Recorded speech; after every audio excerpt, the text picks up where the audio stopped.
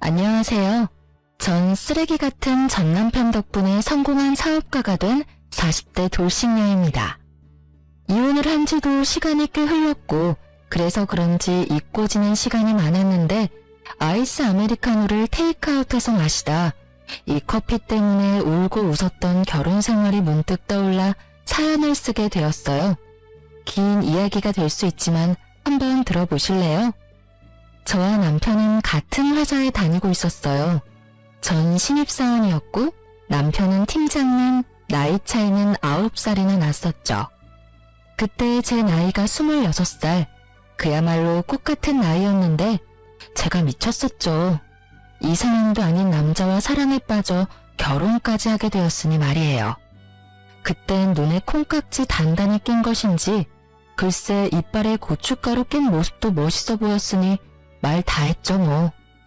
전 어릴 적 부모님이 이혼을 하셔 엄마가 절 혼자 키워주셨는데 그래서 그랬던 것인지 때론 연인 같고 때론 아빠 같은 남편이 좋았고 저도 모르는 사이에 참 많이 의지했어요.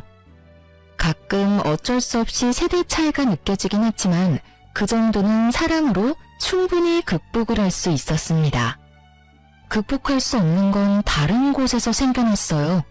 전혀 예상치 못한 곳에서요. 3년 연애하고 결혼을 한 저희 부부는 남편의 나이가 있으니 임신을 서둘렀고 예상보다 빨리 임신에 성공했어요.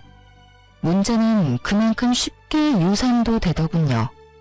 1년 동안 2번, 한 번은 계륵 유산으로 특별한 증상이 없어 검진날 병원에 가서야 알았고 2번째는 임태기 두주를 확인하고 달려간 산부인과에서 자궁의 임신이란 말을 들었죠. 전 겁이 났어요. 습관 유산으로 이어질까봐요. 상상만으로도 끔찍했어요. 여보, 그러지 말고 회사 그만두는 건 어때? 응? 회사를? 그래, 당신 요즘 너무 힘들어 보여. 충분히 좀 쉬면서 몸 관리도 해. 아무래도 회사 다니면 알게 모르게 스트레스도 많이 받고 여러모로 집에서 쉬는 게 좋을 것 같아. 어때? 아무리 그래도 첫 회사이기도 하고 사실 아기 낳으면 회사 생활 다시 하기 힘들 텐데 아무래도 이대로 그만두긴 좀 아쉽기도 해. 그리고 아기 태어나기 전에 돈도 같이 벌어두면 좋잖아. 돈 걱정은 말고 내가 있는데 돈 걱정을 왜 해? 그리고 아기 낳고도 회사 다시 다니면 되지. 우리 엄마도 있고 장모님도 계시잖아. 일단 임신부터 생각하자. 이러다 또 잘못되면 당신 몸에 큰 문제 생길까봐 걱정되어서 그래. 알겠어. 그렇게 하도록 할게. 결국 전 남편의 권유대로 회사를 그만두게 되었죠. 한동안은 좋았어요. 대학교를 다니면서도 아르바이트를 쉬어본 적이 없었는데 쉬게 되니 이유가 어찌 되었든 좋긴 하더군요. 하지만 몸이 편해진 대신 정신이 힘들기 시작했어요. 남편은 생활비를 주는 대신 저에게 맘 편히 쓰라며 체크카드를 주었는데 그게 화근이었죠. 처음엔 10만원, 그 다음은 5만원. 그렇게 시작된 연락은 어느새 카드를 긁을 때마다 오기 시작했습니다. 여보, 택시 탔어? 방금 문자 왔던데? 오늘 엄마 집에 간다고 했었잖아. 엄마가 반찬 챙겨줬는데 너무 무거워서 택시 탔어. 버스 정류장까지 거리 꽤 되는 거 알잖아. 그 무거운 걸 들고 갈 자신이 없었어. 그렇다고 기껏 싸주는 음식 버스 못 탄다고 두고 올 수도 없고. 왜? 아까워? 아니, 생전 택시 안 타는 사람이 택시 탔다고 문자가 오니까 무슨 일인가 해서 연락했지. 생전 택시 안 타는 사람은 개뿔? 여보, 나도 택시 편한 거 잘 알고 택시 참 좋아라 했어. 그런데 당신이 이렇게 눈치를 주는데 어떻게 택시를 타고 다녀? 눈치를 주긴 눈치 보지 말라니까. 편하게 써, 편하게. 난 그냥 혹시나 카드 분실한 건 아닌가 해서 연락해봤어. 여보, 진짜 눈치 주는 거 아니니까 편하게 써. 눈치란 뜻을 모르는 것인지 남편은 눈치 보지 말라면서 행동은 달라지지 않았어요. 내가 벌어 내가 쓰는 자유로운 소비 생활을 하던 예전과는 달리 남편 돈으로 하는 생활은 생각보다 더 힘들더군요. 이렇게 눈치가 보이다 보니 친구 한 명 만나는 것도 참 그렇더라고요. 아무래도 만나게 되면 어쩔 수 없이 돈을 쓰게 될 테고 그렇게 되면 또 전화가 올 테니까요. 무슨 연유로 쓰게 됐는지 설명을 하면 그만이지만 그 설명하는 것도 어느 순간 싫더라고요. 그렇게 친구들과 만남을 피하던 어느 날 제일 친한 친구가 집 근처라며 만나자고 연락이 왔습니다. 집 바로 코앞이라는데 그것마저 거절하기가 좀 그렇더군요. 거기에다 남편의 눈치 때문에 스트레스도 많이 쌓였던 터라 이참에 수다나 떨며 스트레스나 풀고 오자 싶었어요. 그렇게 친구를 만났고 친구는 제 얼굴이 안 됐다며 몸보신을 시켜주겠다고 하더군요. 장어집에 왜 소고기까지 파는 것인지 친구는 장어의 소고기에 닥치는 대로 시켰고 계산할 때 보니 10만 원을 훌쩍 넘겼더라고요. 처녀 때라면 친구가 사준다고 했어도 더치페이를 했겠지만 지금은 계산대에서 한 발 물러서 있는 제가 얼마나 비참하던지 그런 제 마음을 눈치챘는지 친구가 커피는 저보고 사라고 하더라고요.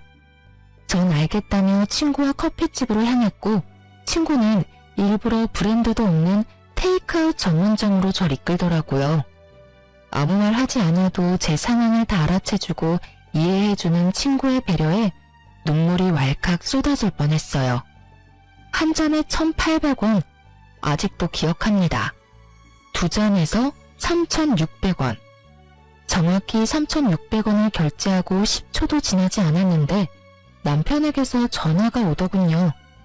일은 안 하고 휴대전화만 들여다보고 있는 것인지 빨라도 그렇게 빠를 수가 없었어요. 여보세요? 당신 오늘 외출한다는 말 없었잖아. 누구 만났어? 커피 마시는 것 같던데. 혜정이 만났어. 나랑 제일 친한 친구. 혜정이가 내 얼굴이 안 좋다고 비싼 점심 사줘서 내가 커피 한 잔 사줬어. 그것도 안 돼? 아니, 난 오늘 나간다는 말 없었는데 갑자기 승인 문자가 오니까 혹시나 해서. 그래, 좋은 시간 보내다 들어가.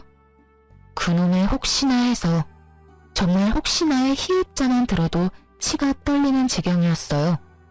전 그날 결국 폭발을 해버렸고 남편이 돌아오자마자 분노의 랩을 쏟아냈어요. 나왔어. 오늘 재미있게 놀다 왔어? 재미? 재미? 당신 같으면 재미가 있었겠어? 아니, 재미는 있었지. 정확히 내가 커피값을 결제하고 당신이 전화 오기 전까진 말이야. 당신은 일도 안 해? 아니, 회사에 가서 하루 종일 휴대전화만 들여다보고 있어? 어떻게 매번 그렇게 전화를 하냐고. 그러면서 뭐? 눈치 보지 말고 마음껏 쓰라고? 당신 같으면 그렇게 눈치를 주는데 어떻게 눈치를 안 봐? 내가 오늘 혜정이 앞에서 얼마나 창피했는 줄 알아? 혜정이가 오늘 나 얼굴 안 좋다고 밥값만 10만 원 훌쩍 넘는 돈을 썼어. 같이 내장 말 한마디 못하고 계산대 뒤 멀찍이 서 있는 내 기분이 어땠는 줄 알아? 그리고 나서 혜정이가 커피는 나보고 사라고 해서 커피집 갔는데 바로 코앞에 있던 스타땡땡은 쳐다도 안 보고 저렴한 커피집에 날 데리고 가더라. 혜정이가 왜 그랬겠어? 난 당신이 이런다고 말 한마디 한 적이 없는데 혜정이가 왜 그랬겠냐고. 여보, 진정 좀 해. 난 그런 뜻이 정말 아니고 혹시나 해서 전화를 했던 거야. 그놈의 혹시나. 혹시나 탈은 좀 그만해. 아주 지긋지긋하다고. 카드가 분실될까봐 그렇게 걱정이면 차라리 나한테 현금을 줘. 그럼 내가 딱 쓸 만큼만 들고 다닐 테니까. 이게 도대체 뭐야? 나 이렇게 감시하고 돈으로 치사하게 굴려고 결혼하자고 했어? 이딴 식으로 눈치 주려고 회사까지 그만두라고 했냔 말이야. 전 그야말로 대성통곡을 했습니다. 너무 서러웠어요. 그간의 서러움이 폭발하고 나니 쉽게 진정이 되지 않더군요. 얼마나 울었는지 남편이 무릎까지 꿇고 싹싹 빌고 사정사정을 하는 모습에 가까스로 그쳤을 땐 목이 다 쉬어 목소리도 나오지 않았어요. 내가 진짜 미안해. 당신이 그렇게까지 생각할 거라고는 생각도 못했어. 난 정말 혹시나 아니, 그게 사실은 갑자기 외벌이가 되니까 나도 모르게 불안했나 봐. 미안해. 앞으로 절대 그런 일 없을 거야. 그냥 앞으로는 당신 통장으로 생활비 보내줄게. 그럼 됐지? 그래서 얼마나 보내줄 건데? 넉넉하게 보내줄 테니까 생활비 걱정하지 말고 써.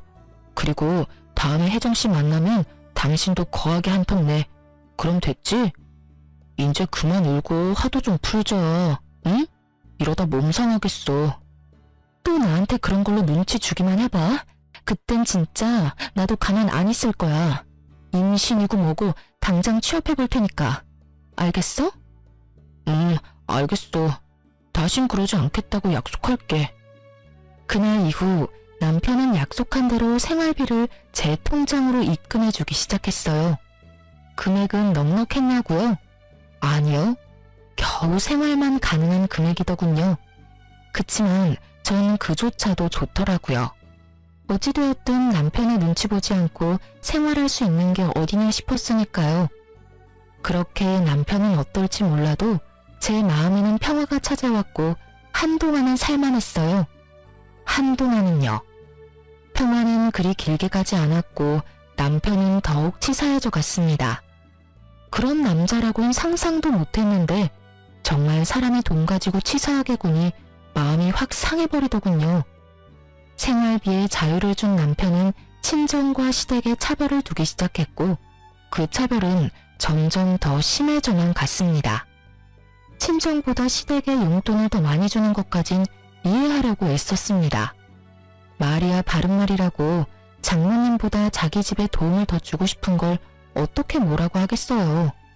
어쩌다 한 번 드리는 것도 아니고 매달 드리는 용돈 부담일 수도 있겠다 싶었죠.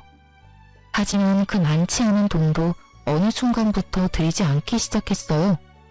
남편은 통장을 차곡차곡 모으는 것이 습관 같은 사람이었는데 가끔 저에게 통장 정리를 맡기곤 해 어렵지 않게 알 수 있었죠. 너무 섭섭한 마음에 당장이라도 따지고 싶었지만 참았어요. 따져봤자 또 몇 달 주다 말거 입만 아프겠다 싶었으니까요.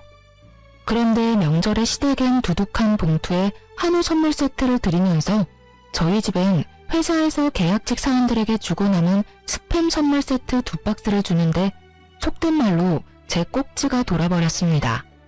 제가 같은 회사에 다녔다는 사실을 까맣게 잊고 스팸 선물 세트를 챙겨온 것인지 아니면 회사에서 남는 걸 가져왔다는 사실을 알아도 상관없는 것인지 그딴 것들은 알 필요도 없었어요. 전자가 되었든 후자가 되었든 저를 무시하고 있다는 사실은 변함이 없었으니까요. 친정에서 어떻게 지내다 집으로 돌아온 것인지 기억도 나지 않더군요.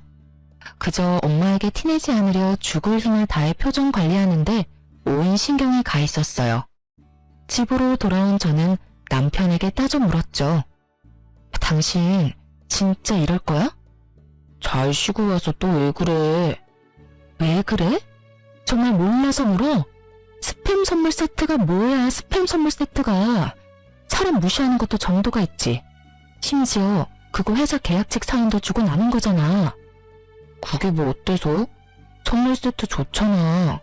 장모님 반찬하기 귀찮을 때 간편하게 구워 드시면 되고 얼마나 좋아? 거기다 2박스나 가져다 드렸다고 1년은 드실 수 있겠네. 뭐? 그렇게 좋으면 당신 집에 스팸 드리고 우리 집에 한우 선물 세트 드리지 그랬어. 우리 엄마도 한우 좋아해. 혼자서 3인분도 충분히 드신다고. 당신 요즘 우리 엄마한테 용돈 안 드리는 것도 진작 알았는데 그냥 넘어갔어. 100번 양보해서 매달 드리는 장모님 용돈 부담스러울 수도 있겠다 싶어서. 그런데 1년에 2번뿐인 명절에 꼭 이렇게까지 차이나게 해야 하는 거야? 차별도 정도껏 해야지. 이건 해도 너무 심하잖아. 심한 건 당신 아니야? 내가 아예 안 챙긴 것도 아니고 드리긴 했잖아. 그리고 내가 힘들게 번 돈인데 왜 우리 집에 스팸 선물 세트를 드리냐? 내가 미쳤어? 그리고 말이 나왔으니 하는 말인데 내 돈으로 내가 우리 집에 더 좋은 선물 사준다는데 그게 당신이 이러고 따질 일이야? 와, 당신 진짜 말 한번 뻔뻔하게 잘한다. 이러려고 나보고 회사 그만두라고 한 거야? 이렇게 돈 가지고 치사하게 굴려고? 당신 원래 이런 사람이었어? 이런 사람인 줄 알았으면 회사 계속 다녔을 거야. 아니? 애초에 당신이랑 결혼하지도 않았어. 나야말로 당신이 남편 등골이나 쭉쭉 빼먹는 여자인 줄 진작 알았으면 당신 같은 여자랑 결혼 안 했어. 이거 왜 이래? 지금 말 다 했어? 등골이나 쭉쭉 빼먹는 여자? 참, 내가 기가 막혀서. 남들이 들으면 쭉쭉 빼먹을 등골이나 준 줄 알겠어. 당신이 준 생활비론 관리비 내고 이것저것 요금 내고 나면 남는 것도 없어. 그 코딱지만큼 남은 돈으로 먹을 거리 해내는 게 쉬운 줄 알아? 그 코딱지만한 돈도 못 버는 주제에 어디서 돈 타령이야? 하여튼 내 돈으로 내가 어느 집에 얼마만큼 해주는 것까지 상관하지 마. 알겠어? 뻔뻔한 것도 정도가 있지 말이야. 아, 진짜 사람 피곤하게 가지가지 한다. 도리어 큰 소리를 치는 남편을 보는데 할 말이 없더군요. 어쩌다 내 남편이 저렇게 변한 것일까?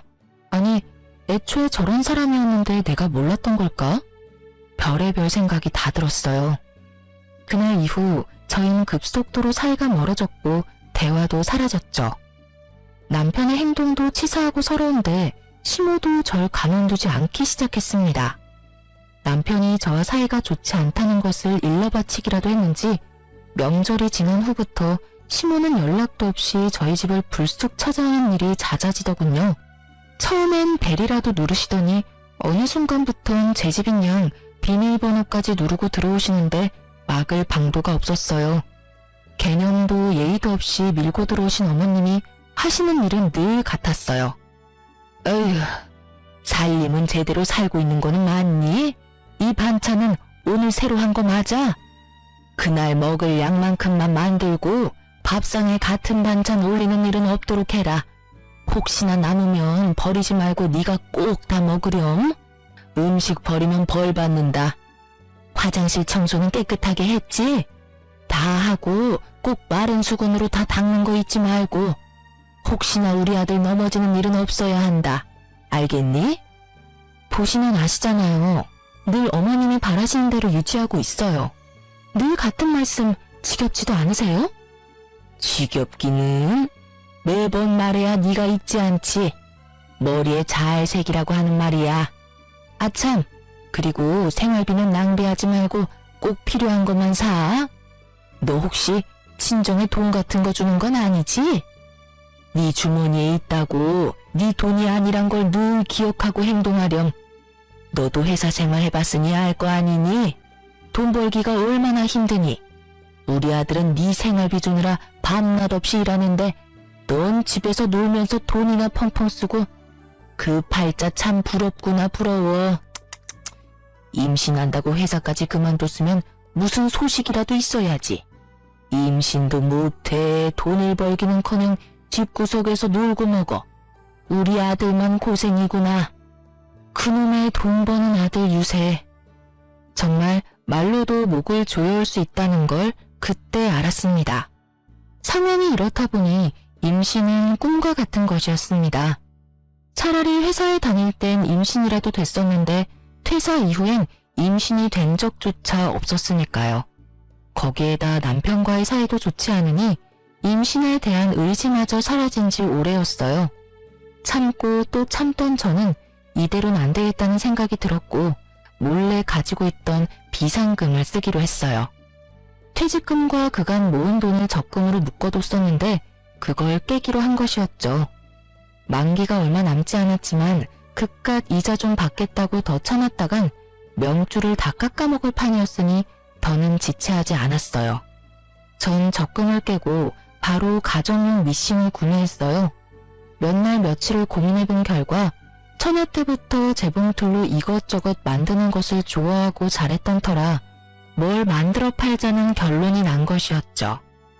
처녀 때부터 쓰던 낡은 재봉틀을 처분하고 새로운 재봉틀을 사 집으로 돌아온 날 새로 태어난 기분마저 들더군요.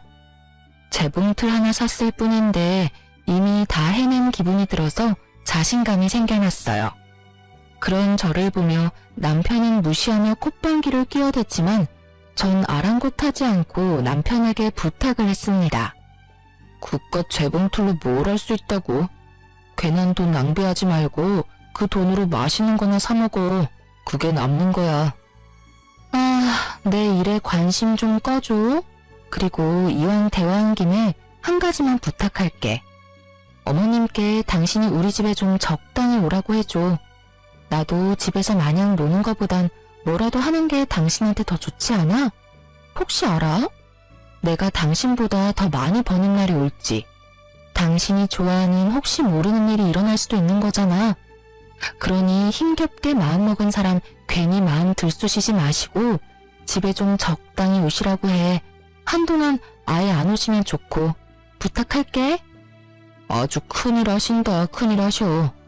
그래도 한 집안의 며느리라는 여자가 집에 시어머니도 못 오게 하면서까지 일한다고 이 난리를 피우고 말이야.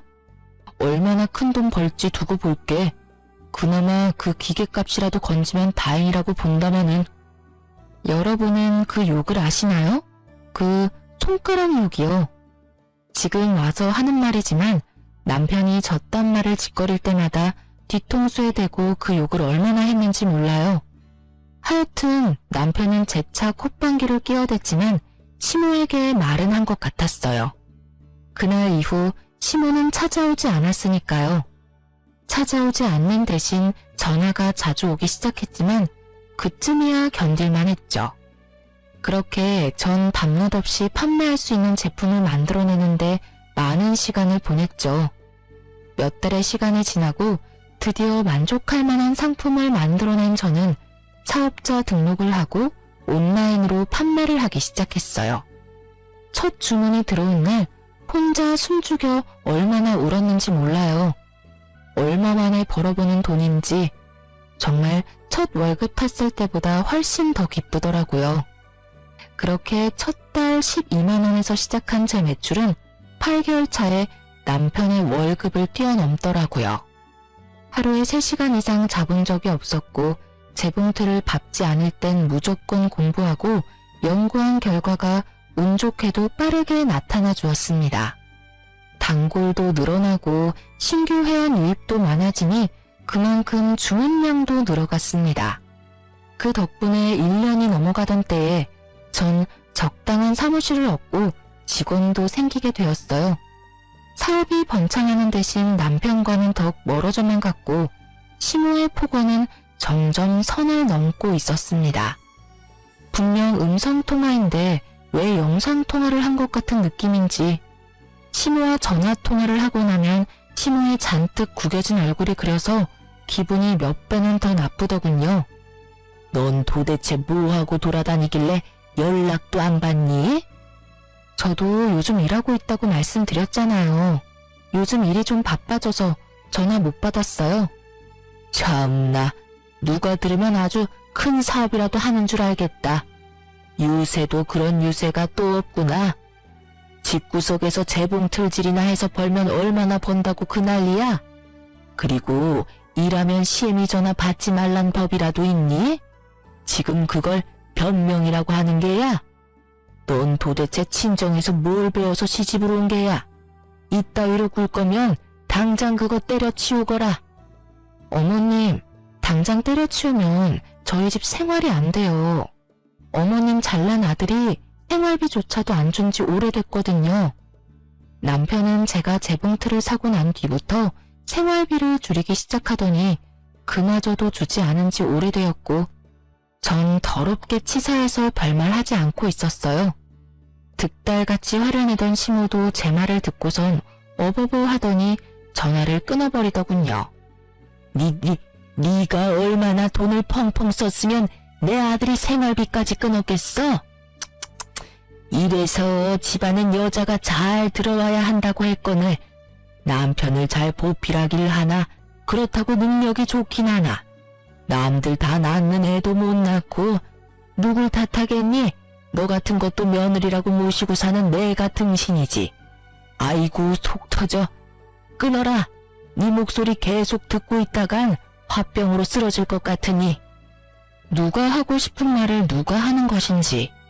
상황이 이렇게 되니 정말 이젠 이혼해야 하나 싶더라고요. 능력 없고 남편을 사랑하던 예전과는 달리 지금은 혼자 살아갈 능력도 되고 무엇보다 남편을 이제 사랑하지 않으니까요. 아니, 사랑하지 않는 걸 넘어 남편의 꼴도 보기 싫은 지경이었어요. 전 이혼을 심각하게 고민하기 시작했어요. 그러던 어느 날 저의 심각한 고민을 한 방에 날려줄 광경을 보게 되었습니다. 그날도 남편이 늦는다고 문자가 왔고 전 지난날보다 매출이 2배가량 늘어 기분이 좋았던 터라 그간 미뤄왔던 데이트 약속을 잡았어요. 바로 친정엄마와의 데이트요. 오랜만에 엄마와 만나 쇼핑을 하고 고급 한정식집으로 저녁을 먹으러 갔어요. 엄마와 함께 입구에 들어서는 순간부터 제 시선을 사로잡은 여자가 있었어요. 나이는 많아봤자 20대 중후반쯤 되어 보이는 여자가 몸에 걸치고 손에 든 것만 해도 차 한 대 값은 좋게 넘어 보이는데 저도 모르게 시선이 가더군요. 언뜻 드는 생각에 집에 돈이 많은가? 했던 것 같아요. 그렇게 엄마와 전 제대로 잘 대접받은 기분이 드는 저녁을 먹고 가게를 나서고 있었습니다. 엄마는 오랜만에 딸과 한 데이트가 좋으셨는지 소녀처럼 신나셨더라고요. 딸, 엄마 오늘 진짜 기분 좋아. 딸이랑 이렇게 쇼핑도 하고 이런 곳에서 밥도 먹고. 그래? 앞으로는 이런 데이트 자주 하자. 엄마가 이렇게 신나하니까 나도 스트레스 풀리고 좋아. 자주는 말고 가끔 해, 가끔. 우리 딸 힘들게 돈 벌어서 엄마한테 다 쓸 일 있니? 아주 가끔 1년에 한 번 정도만 데이트해. 아유, 엄마. 딸 이제 돈 잘 벌어서 이 정도는 하고 살아도 돼. 평소에 일만 하느라 돈 쓸 시간도 없는데 이런 데라도 쓰고 살아야 또 열심히 돈 벌 에너지가 생기죠. 그러니까 엄만 그런 걱정하지 말고 시간이나 내주세요. 딸이랑 데이트할 시간. 그렇게 하하호호 엄마와 완벽한 데이트였는데 그 완벽을 산산이 조각내는 광경이 펼쳐지고 있었습니다. 기억하시나요? 제가 조금 전 입구에서 봤던 그 명품을 휘감은 여자.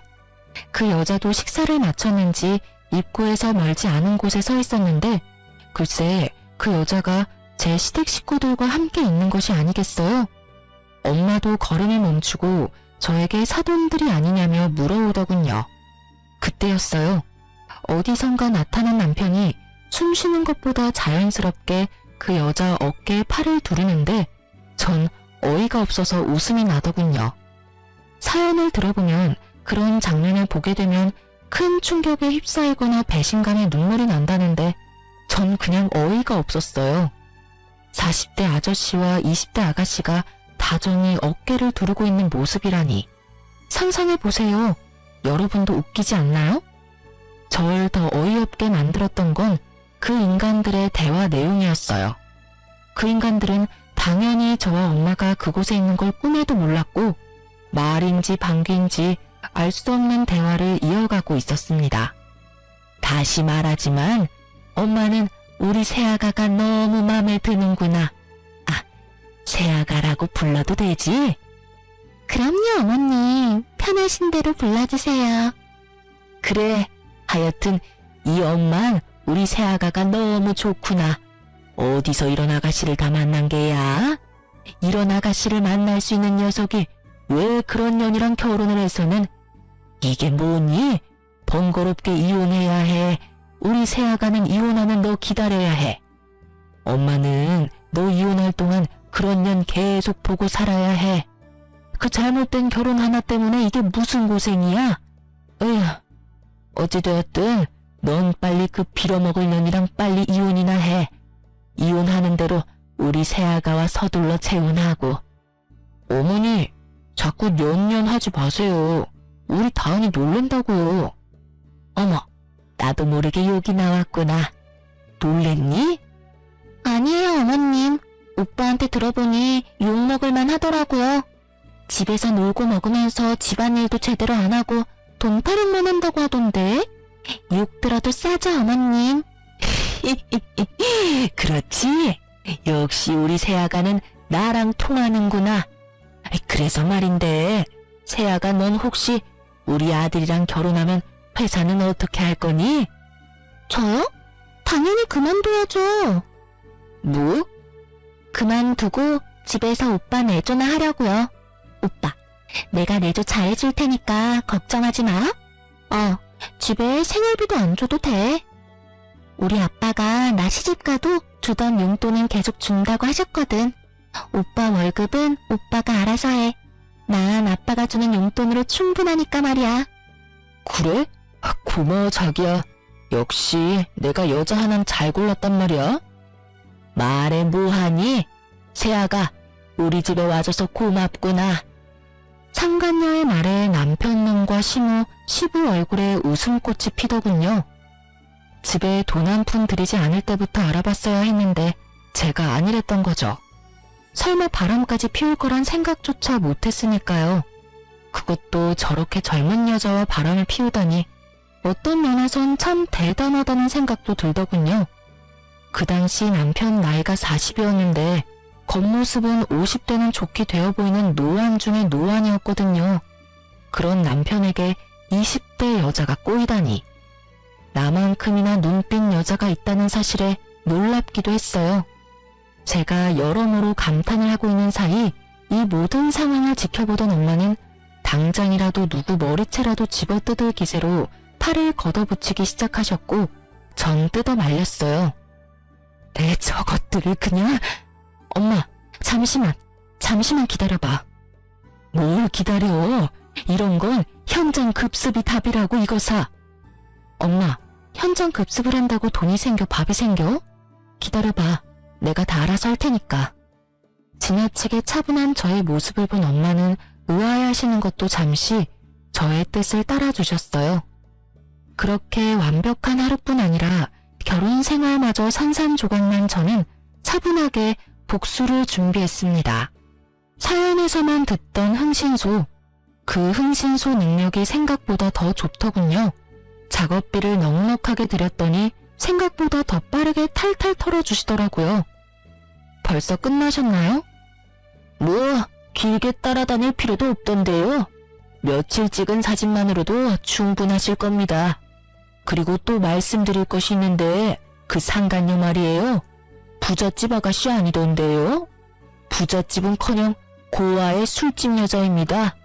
빚도 엄청나게 많아서 여기저기에서 독촉이 장난 아니더라고요.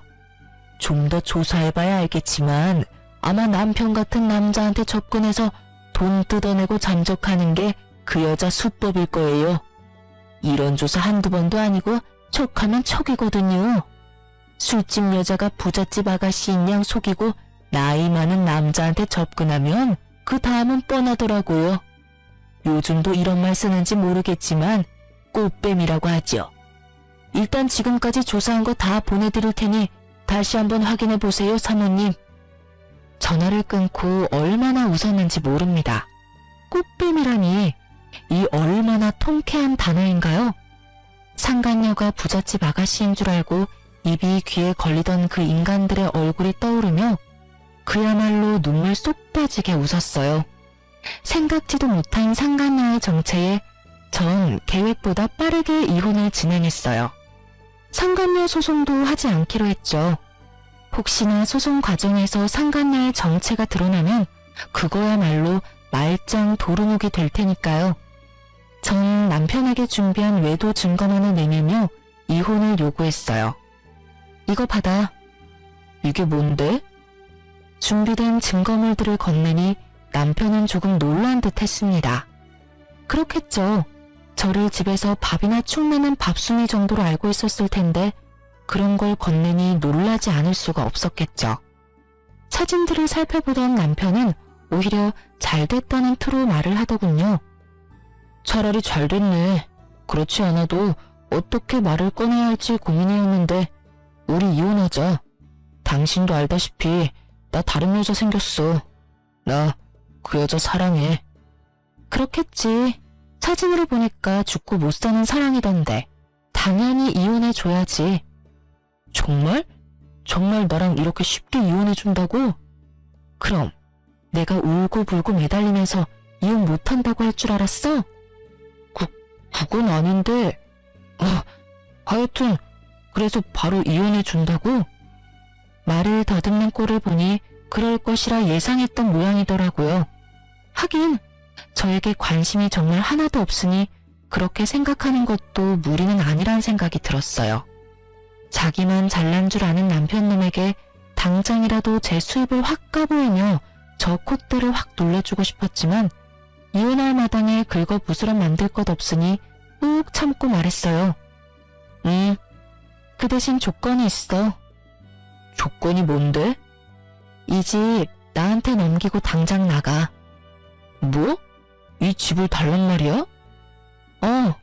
당신 지금 조용하고 빠르게 이혼하고 싶을 거 아니야. 조사해보니까 이 여자 걸치고 들고 있는 것만 해도 차 한 대 값은 우습게 넘더라? 아주 잘 물었던데? 그런 여자가 당신 같은 유부남 좋다고 할 때 빨리 정리하고 재혼해야 하는 거 아니야? 그건 그렇지만 집은 너무하잖아. 한두 푼짜리도 아니고 이 집이 얼만 줄이나 알아? 잘 생각해. 난 당신이 이 집 주지 않으면 있는 힘껏 지저분하게 굴어서 그 여자도 당신도 지긋지긋해서 치를 떨게 만들어줄 자신 있어. 뭐 그러다 보면 회사에 소문도 퍼질 테고. 계산 빠른 당신이라면 이미 타산 나왔을 텐데. 어때? 이 집 정도면 싸게 이혼하는 거 아니야? 이 집만 주면 상간녀 소송도 안 할게. 나도 그 정도 양심은 있어. 남편은 잠시 고민하는 듯 하더니 이내 알겠다고 하더군요. 집 명의 이전을 하고 이혼을 마무리하던 날, 전 정말 쾌재를 불렀습니다. 이혼한다고 하면 다들 안쓰럽게들 보던데 전 정말 새로 태어난 기분이었어요. 이혼도 하고 집도 가지게 된 저는 차분히 기다렸습니다. 저를 버리고 택한 상간녀가 알아서 저의 복수를 다 해줄 테니까요. 전 흥신소를 통해 남편과 상간녀의 뒤를 꾸준히 밟고 있었고, 저의 구세주 상간녀는 전 남편과의 결혼을 요리조리 피하며 전 남편의 재산을 야금야금 축내고 있더군요. 저에게 체크카드 한 장 주고 그렇게 전화질을 해대던 전 남편놈은 꽃뱀에 홀리긴 단단히 홀렸는지 차까지 사주더군요. 상간녀의 목표는 그것이 끝이 아니었는지 며칠 뒤에 명품 짝퉁 시계를 사주며 프로포즈했고, 남편놈은 그 시계를 바라보는 눈에서 꿀이 떨어지더군요. 짝퉁인 줄도 모르고 침을 질질 흘리는 꼴이 혼자 보긴 너무 아깝더라고요. 하여튼 짝퉁 시계 프로포즈 받고 완전 정신을 놓아버린 전 남편은 큰 돈을 현금으로 뽑아 상간녀에게 전해줬고, 그것이 두 사람이 함께하는 마지막 사진이었어요. 전 남편에게 큰 돈을 받은 상간녀는 그 돈으로 빚을 갚고 지방으로 잠적해버렸고, 전 남편은 그야말로 폐인이 되어버리더군요. 모르긴 몰라도 차에 돈다발까지 갖다 바쳤으니 그 대출금만 해도 어마어마했겠죠? 전 상간녀를 어떻게 할지 고민하다가 경찰에 신고해 숨은 위치를 알려줬어요. 전 남편만 아니라 사기당한 사람이 한두 사람이 아니란 걸 알고 있었던 터라 그냥 넘길 순 없었거든요. 아마 징역은 피할 길이 없을 것입니다. 받은 돈은 다 썼을 테고 돈 나올 구멍조차 이제 없을 테니까요. 그리고 까만 봉지에 소주를 사들고 가는 폐인 전 남편의 사진을 마지막으로 전 흥신소와의 인연도 끝이 났습니다. 굳이 제 손을 더럽히지 않고도 이렇게 통쾌한 복수했다는 사실에 참 많이 기쁘더군요. 통쾌한 복수만큼 제 사업도 참 통쾌하게 커가고 있었어요. 전 남편이 나락으로 가는 사이 작은 파우치로 시작했던 제 사업은 어느새 의류도 제작하기 시작했어요. 사업이 번창하기 시작하니 어느새 전 공장까지 돌리는 사장님이 되어 있더군요. 워낙 기술이 좋으신 어르신들이 입사해 주신 덕분에 좋은 퀄리티의 의류를 완성할 수 있었고 꾸준히 매출이 상승해 주었습니다. 그렇게 전 오래 꿈꿔왔던 일을 이룰 수 있게 되었어요. 바로 절 혼자 키우느라 고생이 많으셨던 엄마에게 집을 장만해 드리는 일이요. 정말 그런 날이 오면 좋겠다 하고 꿈만 꿨었는데 이런 날이 오다니 행복하더군요. 전 조금이라도 괜찮은 집을 찾아보려 발품을 팔고 다녔고 그날도 아침 일찍 중개사분을 만나 집을 돌아보고 있었어요. 공장으로 출근을 해서 저도 제작을 하고 있던 터라 아침밖에 시간이 되지 않았죠. 중개사분과 인사를 나누고 엘리베이터를 탔는데 그곳에 생각지도 못한 인물이 있더군요. 그 인물은 바로 청소부 옷을 입은 전시모였습니다. 청소 도구들에 둘러싸인 전시모를 보는데 전 꿈인가 싶었어요. 하지만 저를 발견한 전시모가 호들갑을 떨며 아는 척을 해오는데 아, 현실이구나 싶더군요. 어머, 얘, 너 여기 웬일이니? 너 여기 사니? 아니요, 그건 아닌데 볼 일이 좀 있어서요. 순간 자신이 청소부 옷을 입고 있다는 사실마저 잊은 것인지 호들갑을 떨며 아는 척을 해오던 전시모는 아래 위로 훑는 제 시선에 멋쩍은 듯 묻지도 않은 사연을 줄줄 뱉어내기 시작했습니다.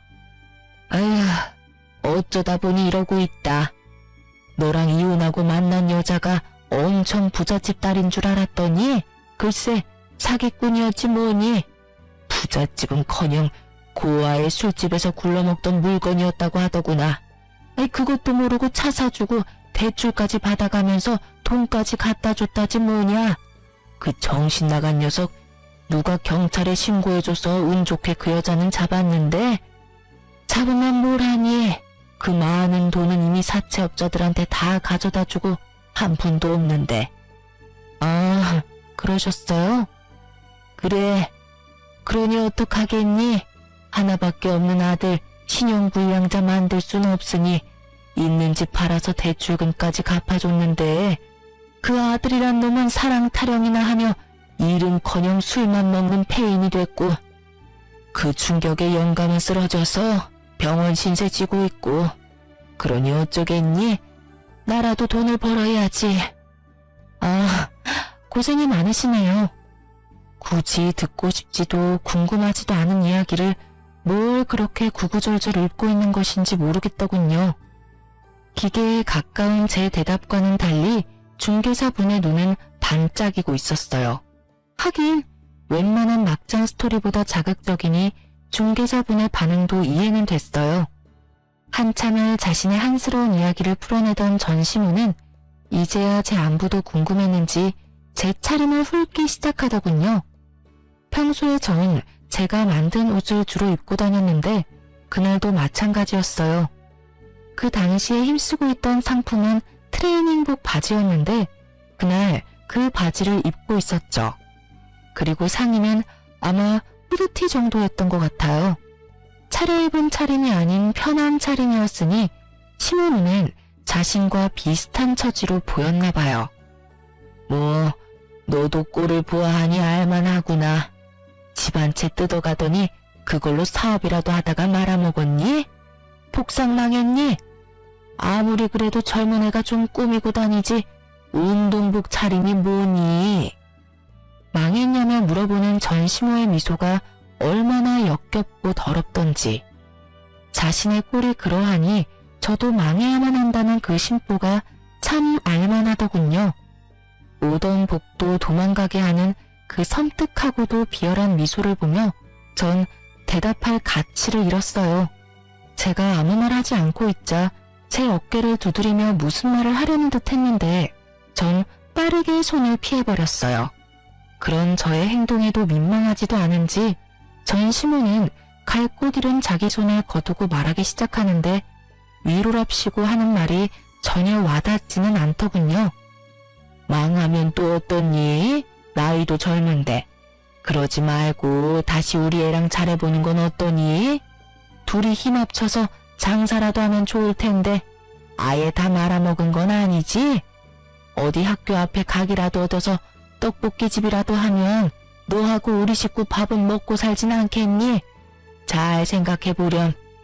그나저나 넌 여기 무슨 일이니? 이 아침부터. 전 다시 우리 애랑 잘해보는 건 어떠니 해서부터 전시모의 뻔뻔함에 잠시 정신줄이 나가버렸고 그저 멍하니 전시모를 보고 있었어요.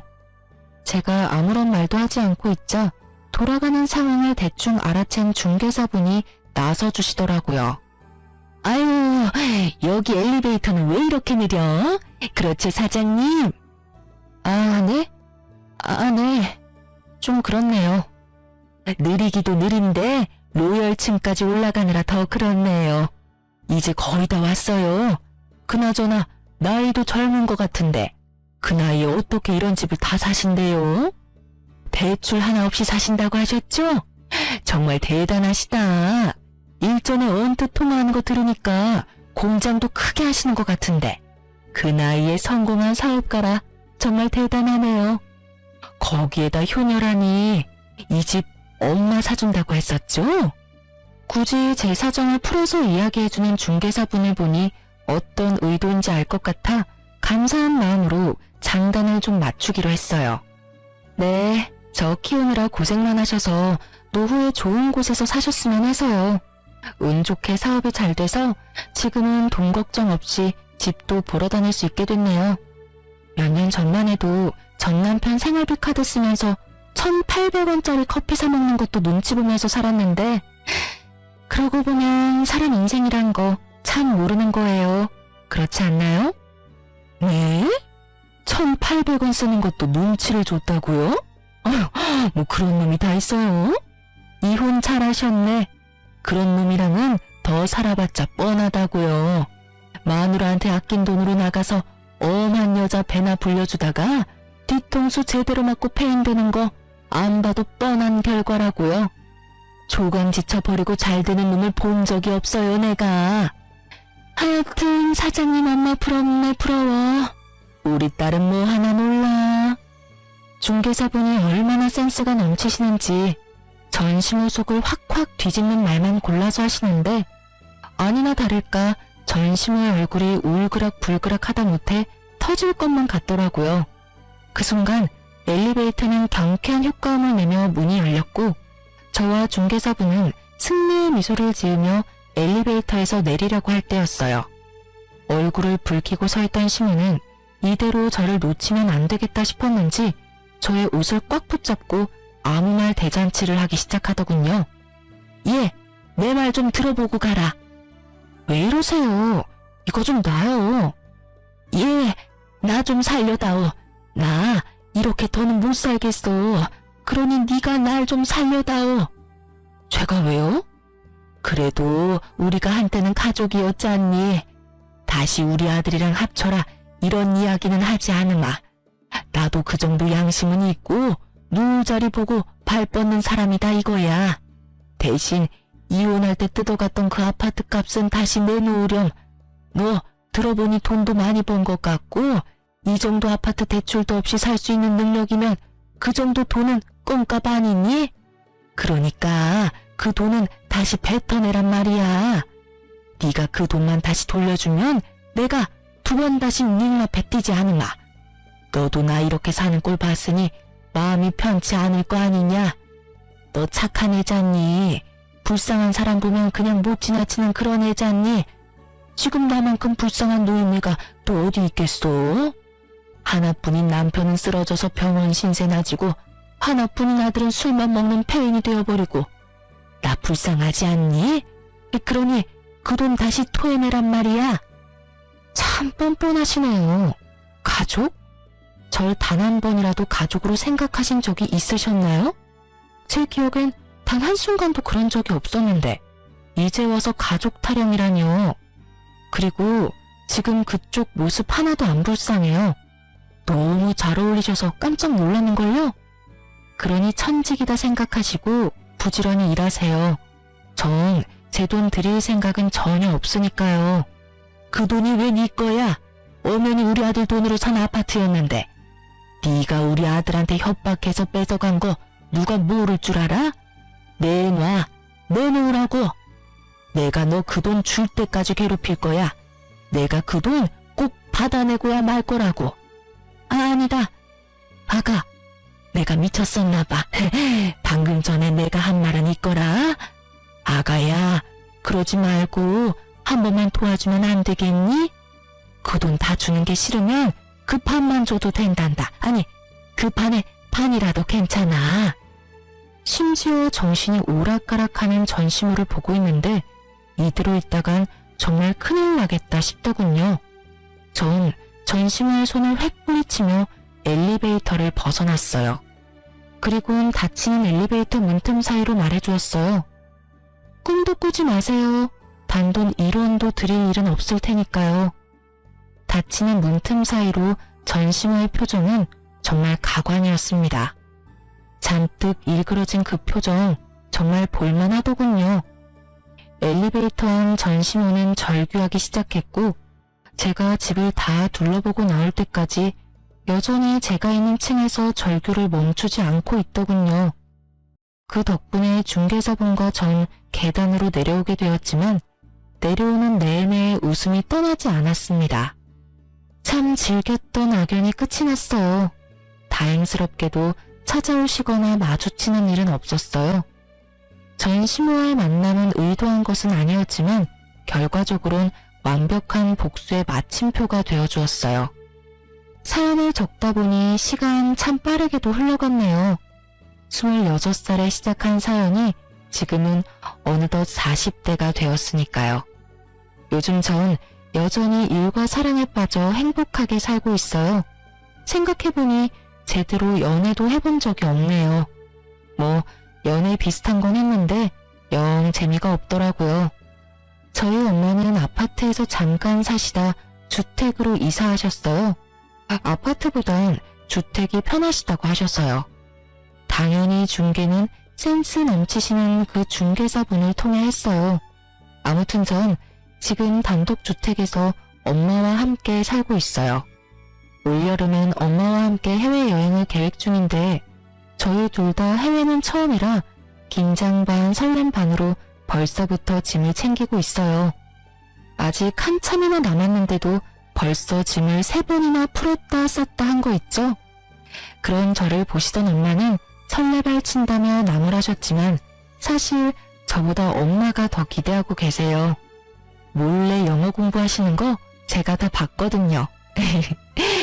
이혼을 하고 난 뒤 제 모든 순간순간이 다 꿈만 같네요. 2,000원도 안 되던 커피 사 먹는 것도 눈치가 보이던 그때 비하면 지금은 여운을 제발 부럽지 않네요.